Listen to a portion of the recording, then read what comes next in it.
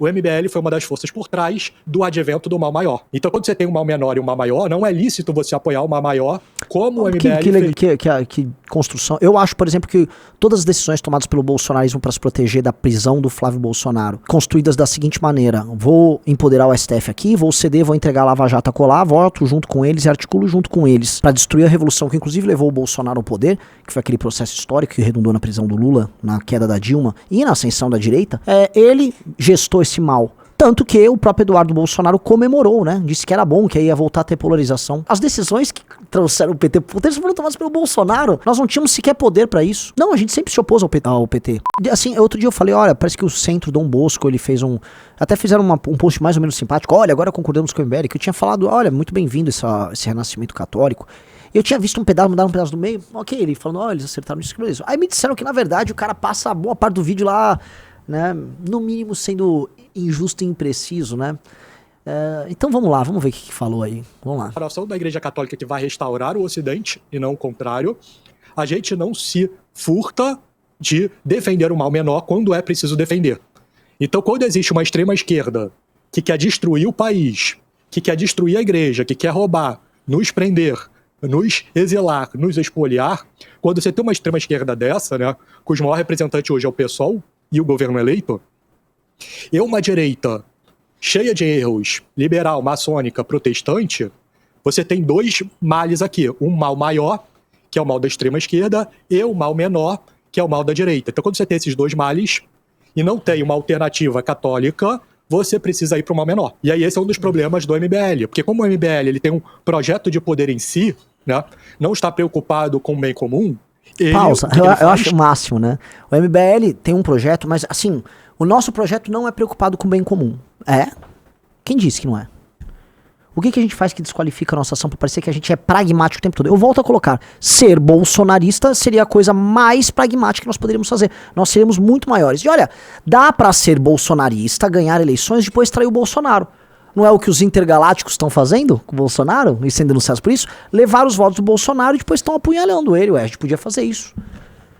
O nosso histórico não é esse. Isso é uma avaliação rasa, que quer trabalhar com uma caricatura nossa. Quem disse que esse cara, que tá falando que eu honestamente não conheço, ele está preocupado com o bem comum? Quem disse? Já parte de uma avaliação errada. Se ele tá preocupado com o bem comum, mas não, veja só, o Bolsonaro é um maçônico protestante, não sei o quê, e aí é um mal menor, porque o outro... Entendi, né? Nossa, assim, ao não aceitarmos em absoluto os dois projetos canalhas de poder que nós tínhamos, nós não pensamos no bem comum. Entendi. Eu vou começar a ser leniente ali com o bolsonarismo. Muito, muito legal. Ele se aliou várias vezes ao PT durante o governo passado, que era o mal menor, para boicotar esse mal menor, certo? Não. Vamos começar, assim, para começar aqui, quem se aliava com o PT, na maior parte das vezes, em projetos específicos, era o governo Bolsonaro. PEC da impunidade foi um dos exemplos, mas a gente vai listar inúmeros quando votaram juntos pelo fundão. Eles, assim, se eu for listar todas as vezes que o governo se aliou com o PT, né, ou quando o mal menor se juntou com o mal maior, né, a lista é enorme. A única vez que a gente conversou e abertamente com a esquerda precisamos de votos para passar o impeachment do Bolsonaro, porque a gente queria o impeachment do Bolsonaro. E impeachment do Bolsonaro não significava a entrada do PT no poder, significava a entrada do vice no poder. O diabo mora nos detalhes, né? Aí joga esses negócios, conversou com... Na hora quem conversava e articulava com a esquerda, Gleisi e Eduardo Bolsonaro, votaram juntos várias vezes. Várias vezes. E quando botaram um petista na PGR, e quando os interesses do PT eram os mesmos do Flávio Bolsonaro em não ter a porra da Lava Toga, e quando agora que o PT é governo, se juntaram com os Bolsonaro e apoiaram juntos o advogado do Lula e o Dino lá pro STF. Eu tô só falando umas coisas aqui de cabeça que vem à cabeça agora. Tem listas aí, todas as vezes que se juntaram com as esquerdas. Então, ali não conta. Entendi. Só pra saber. Legal. E aí, o MBL foi uma das forças por trás do advento do mal maior. Então, quando você tem um mal menor e um mal maior, não é lícito você apoiar o mal maior, como o MBL que construção. Eu acho, por exemplo, que todas as decisões tomadas pelo bolsonarismo para se proteger da prisão do Flávio Bolsonaro, construídas da seguinte maneira: vou empoderar o STF aqui, vou ceder, vou entregar a Lava Jato a colar, voto junto com eles e articulo junto com eles para destruir a revolução que inclusive levou o Bolsonaro ao poder, que foi aquele processo histórico que redundou na prisão do Lula, na queda da Dilma e na ascensão da direita. Ele gestou esse mal, tanto que o próprio Eduardo Bolsonaro comemorou, né? Disse que era bom, que aí ia voltar a ter polarização. Veja, as decisões que trouxeram o PT pro poder foram tomadas pelo Bolsonaro. Nós não tínhamos sequer poder para isso. A gente queria o impeachment do Bolsonaro. Isso nunca significou, por exemplo, que a gente queria a volta do PT ao poder. Não, a gente sempre se opôs ao PT. Sempre. Vamos lá. Né? E o próprio Renan Santos, num vídeo muito famoso, ele vai dizer lá que nós do MBL temos um projeto de poder. Sim, mas assim, nós temos um projeto então do quê? De perder? Eu acho muito engraçado. Então, o projeto é de poder, porque se você não exercer poder, você não tem projeto nenhum. Eu tenho um projeto de... Até você não participar de eleições, mas você, por exemplo, tentar convencer pessoas, é um projeto de poder. Ora, poder significa, né, ter meios de ação para fazer algo. Lógico, um partido que nós estamos montando é um projeto de poder. E o projeto de poder, aí sim você vai qualificar. Ele é bom, ele é ruim, ele é um fim em si mesmo. Aí tem que qualificar as entregas, as intenções, a prática. Pô, são 10 anos, né? Vamos lá. O que é uma coisa bem revolucionária.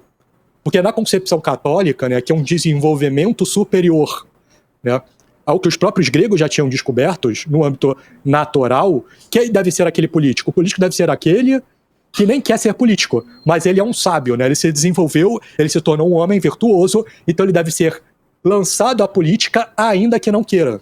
Mas que etapa da vida isso acontece? Várias pessoas não queriam ser políticas, elas começaram a atuar, militar no MBL, e depois, não, você é candidato. O Kim nunca quis ser político. Qual é a etapa disso? Então, porque dentro dessa lógica, então você tem que ficar no imobilismo total, você não pode sequer ter um partido político, porque significa em algum momento uma vontade de exercer poder. Meio inoperante, não faz sentido isso. Dentro dessa lógica, então ninguém pode ter um partido, ninguém pode se organizar para algo. Faz o menor sentido isso? Não faz nenhum sentido. Você vai ficar, né, olhando assim, um olhando para o e aí?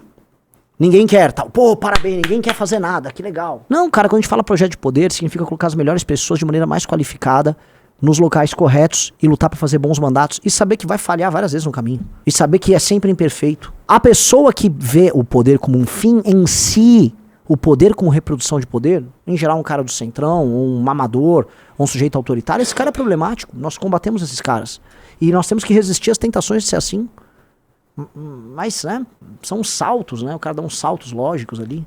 E a igreja elevou esse ideal platônico exposto na República a algo muito superior. Então, no auge da história da humanidade, no século de ouro, que foi o século XIII, nós vamos ter, então, o advento do arquétipo de governante perfeito, que é São Luís, o rei da França. Né? E, naturalmente, o MBL está muito distante de todas essas coisas. E, naturalmente, o Centro do Bosco está distante das posições. Deixa eu entender, então... Nós vemos uma democracia no século XXI.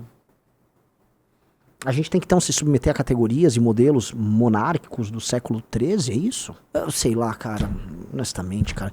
Assim, isso me parece mais vontade de implicar com a gente, né?